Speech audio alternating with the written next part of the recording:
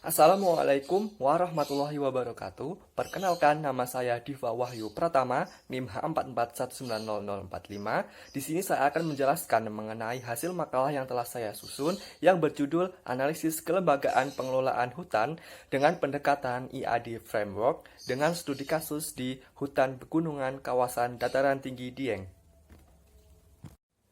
Bab yang pertama yaitu pendahuluan. Latar belakang mengapa saya memilih untuk membahas pengelolaan kelembagaan hutan di kawasan dataran tinggi Dieng adalah, yang pertama, hutan merupakan sumber daya alam yang memberikan manfaat yang besar bagi kesejahteraan manusia. Yang kedua, kawasan dataran tinggi Dieng mulanya dalam rentang waktu yang lama adalah tempat terhamparnya hutan pegunungan yang lebat, akan tetapi sekarang hanya tinggal bertahan di beberapa tempat di sekitar puncak pegunungan. Yang ketiga adalah sifat hutan yang merupakan common pool resource sangat rentan terhadap kerusakan akibat perambahan hutan untuk areal pertanian. Yang keempat adalah hutan juga mempunyai sifat open access, di mana semua orang bebas untuk mengambil manfaatnya, sehingga berpotensi terjadi peristiwa tragedy of the commons. Dan yang terakhir adalah penyebab lain dari terjadinya deforestasi hutan di Dieng adalah kurangnya sinergi antara pemerintah dan juga masyarakat setempat, sehingga deforestasi terjadi secara masif. Yang selanjutnya adalah permasalahan. Dalam prakteknya dapat kita identifikasi beberapa permasalahan pengelolaan hutan di kawasan dataran tinggi Dieng antara lain sebagai berikut. Yang pertama adalah struktur tata kelola kelembagaan, baik masyarakat dan juga pemerintah terhadap pengelolaan hutan di kawasan dataran tinggi Dieng yang masih kurang efektif dan juga efisien. Yang kedua adalah belum maksimalnya peran dan juga pengaruh pihak-pihak terkait serta stakeholder dalam pengelolaan hutan tersebut. Yang ketiga adalah permasalahan lingkungan dan juga sosial yang terjadi akibat deforestasi dan juga pengelolaan hutan yang kurang baik. Yang keempat, rekomendasi kebijakan dan solusi yang masih belum memberikan dampak dan efek pada kawasan dataran tinggi Dieng. Yang kelima adalah kurangnya kesadaran dari elemen masyarakat, baik itu masyarakat di kawasan dataran tinggi Dieng itu sendiri maupun masyarakat luar. Dan yang terakhir adalah sosialisasi yang tidak dilakukan secara masif untuk menumbuhkan kesadaran dan juga kepedulian masyarakat di kawasan dataran tinggi Dieng maupun masyarakat di kawasan luar dataran tinggi Dieng. Topik yang selanjutnya yaitu pembahasan. Pembahasan yang pertama adalah identifikasi stakeholder. Keberadaan stakeholder dalam suatu pengelolaan sumber daya alam sangatlah penting. Stakeholder berperan penting dalam perumusan kebijakan dan juga eksekusi di lapangan. Menurut Brown, Tompkins, dan juga Edger 2001 menyebutkan bahwa stakeholder adalah orang, kelompok masyarakat atau organisasi yang dapat mempengaruhi ataupun dipengaruhi oleh suatu kebijakan. Terdapat 3 tipologi stakeholder menurut Brown et al. 2001, yaitu yang pertama, stakeholder primer, yaitu mereka yang mempunyai kepentingan dalam kegiatan pembangunan tetapi mempunyai pengaruh yang rendah dalam pengambilan keputusan. Yang kedua adalah stakeholder sekunder, mereka yang mempunyai pengaruh dalam pengambilan keputusan dan sedikit mempunyai kepentingan dalam hasil pembangunan dan dapat terlibat langsung dalam proses atau kegiatan tersebut karena dapat menjadi salah satu faktor kesuksesan. Dan yang terakhir adalah stakeholder eksternal atau tersier, yaitu mereka yang mempunyai pengaruh dalam pengambilan keputusan tetapi memiliki sangat sedikit kepentingan dari hasil pembangunan.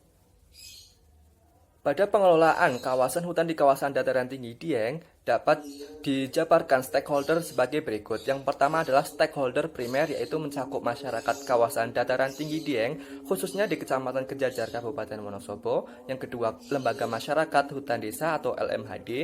Dan yang ketiga adalah kelompok sadar wisata atau Pokdarwis di beberapa desa. Yang kedua adalah stakeholder sekunder, yaitu mencakup Dinas Kehutanan dan juga Perkebunan, Badan Perencanaan dan juga Pembangunan Daerah atau Bapeda, Badan Lingkungan Hidup, Perusahaan Hutan Negara atau Perhutani, Dinas Pertanian, dan juga Camat Kecamatan Kejajar Kabupaten Wonosobo. Dan juga stakeholder yang terakhir adalah stakeholder eksternal, mencakup lembaga swadaya masyarakat yaitu FHW atau Forum Hutan Wonosobo dan juga Calling atau kelompok organisasi lingkungan. Yang selanjutnya adalah peran stakeholder dalam kelembagaan. Yang pertama adalah stakeholder yang mempunyai pengaruh yang tinggi dan juga kepentingan yang rendah, yang berperan sebagai aktor. Yang kedua adalah stakeholder yang memiliki pengaruh yang rendah dan juga kepentingan yang tinggi berperan sebagai subjek. Yang ketiga adalah stakeholder yang memiliki pengaruh yang tinggi dan juga kepentingan yang tinggi berperan sebagai pemain. Dan yang terakhir adalah stakeholder yang memiliki pengaruh yang rendah dan juga kepentingan yang rendah yang berperan sebagai penonton. Dari data pada makalah ini dapat kita identifikasi bahwa yang berperan sebagai subjek adalah masyarakat, kemudian lembaga masyarakat hutan desa atau LMHD, dan juga kelompok sadar wisata atau Pokdarwis. Kemudian yang berperan sebagai pemain adalah Forum Hutan Wonosobo, Camat Kecamatan Kejajar Kabupaten Wonosobo, Dinas Pertanian, Badan Perencanaan Pembangunan Daerah atau Bapeda, dan Dinas Kehutanan Perkebunan. Lalu, yang berperan sebagai aktor adalah Badan Lingkungan Hidup atau BLH dan Koling atau kelompok organisasi lingkungan. Sementara yang berperan sebagai penonton adalah perusahaan hutan negara atau perhutani. Yang selanjutnya adalah klasifikasi tata kelola kelembagaan. Yang pertama adalah arena aksi yang mencakup kawasan dataran tinggi Dieng, yaitu wilayah administrasi Kabupaten Banjarnegara, yaitu Kecamatan Batur, dan juga Kabupaten Wonosobo yang mencakup wilayah Kecamatan Kejajar serta masyarakat setempat. Yang kedua adalah bentuk tata kelola. Bentuk tata kelolanya adalah berupa program pengelolaan hutan berbasis masyarakat atau PHBM yang dinaungi oleh Lembaga Masyarakat Hutan Desa atau LMHD.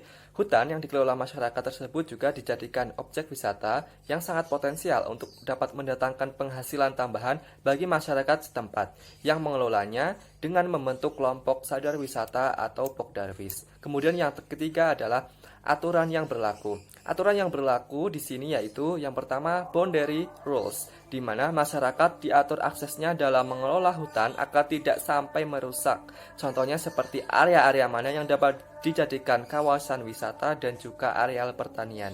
Yang kedua adalah authority rules, yang meliputi tata pelaksanaan dan juga pengawasan dalam pemanfaatan hutan seperti pengambilan kayu bakar dan juga penggunaan sistem agroforestry agar tidak merusak eksistensi hutan tersebut.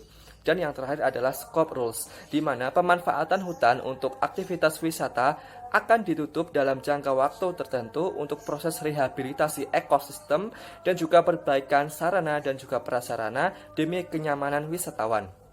Pada tahun 2020, kawasan wisata alam Gunung Prau di Kabupaten Wonosobo sempat dilakukan penutupan di semua jalur pendakian selama 3 bulan, yaitu dari tanggal 3 Januari sampai tanggal 4 Maret tahun 2020. Kemudian pembahasan yang terakhir adalah identifikasi komanajemen dalam pengelolaan sumber daya alam hutan pegunungan di kawasan dataran tinggi Dieng. Yang pertama adalah pengelolaan sumber daya alam berbasis masyarakat yang tercermin dari pembentukan Forum Hutan Wonosobo dan juga Lembaga Masyarakat Hutan Desa. Kemudian yang kedua, pola komanajemen yang diklasifikasikan menurut Senda Nielsen adalah pengarahan dan juga informasi yang tercermin dari pengelolaannya yang lebih banyak peran serta masyarakat dibandingkan dengan pemerintah. Kemudian yang ketiga adalah menggunakan pertanian berkelanjutan, di mana menggunakan tanaman selat dengan menggunakan tanaman kayu, konservasi tanah dengan vegetatif, kemudian penanaman tanaman kacang-kacangan, dan juga pemberian mulsa untuk mencegah erosi. Kemudian yang selanjutnya adalah ekowisata. Dengan adanya ekowisata, pendapatan masyarakat atau penduduk setempat dapat meningkat sebesar Rp500.000 dari yang sebelumnya Rp2 juta menjadi Rp2.500.000. Kemudian yang terakhir adalah karika, yaitu pemerintah daerah Wonosobo sangat gencar dalam mempromosikan komoditas buah karika agar pertanian di Dieng tidak hanya tanaman sayur, tapi juga tanaman buah dengan batang berkayu untuk mengurangi erosi tanah. Kemudian topik yang terakhir adalah penutup.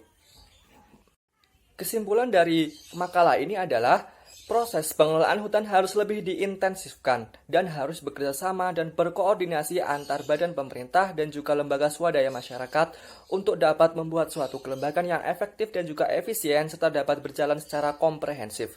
Perlu dilakukan sosialisasi secara masif kepada masyarakat mengenai pentingnya kawasan hutan dan menanam tanaman terutama di kawasan dataran tinggi seperti di Dieng. Hal tersebut dapat dilakukan dengan menggandeng tokoh masyarakat setempat agar mendapat atensi dari masyarakat secara luas, sehingga diharapkan masyarakat menjadi lebih peduli akan kondisi lingkungan dan kawasan hutan di dataran tinggi Dieng. Yang terakhir adalah rekomendasi. Berdasarkan hasil makalah beberapa rekomendasi yang dapat dirumuskan sebagai arahan dalam kerjasama daerah, pengelolaan, dan juga pengembangan kawasan hutan di dataran tinggi Dieng adalah yang pertama, Peningkatan dukungan dari kebijakan maupun penganggaran. Yang kedua, perlu adanya rencana induk pengembangan dan juga pengelolaan kawasan hutan pegunungan di dataran tinggi Dieng yang terpadu dan juga terintegrasi. Yang ketiga, hal yang perlu mendapat perhatian adalah melakukan kolaborasi antar stakeholder dan memperjelas tupoksi masing-masing stakeholder. Kemudian yang keempat, memperluas kegiatan ekowisata yang dapat mendukung kegiatan ekonomi dan juga kelangsungan ekologi. Serta yang terakhir adalah melakukan perencanaan dan juga koordinasi antar daerah baik Kabupaten Wonosobo maupun Kabupaten Banjarnegara.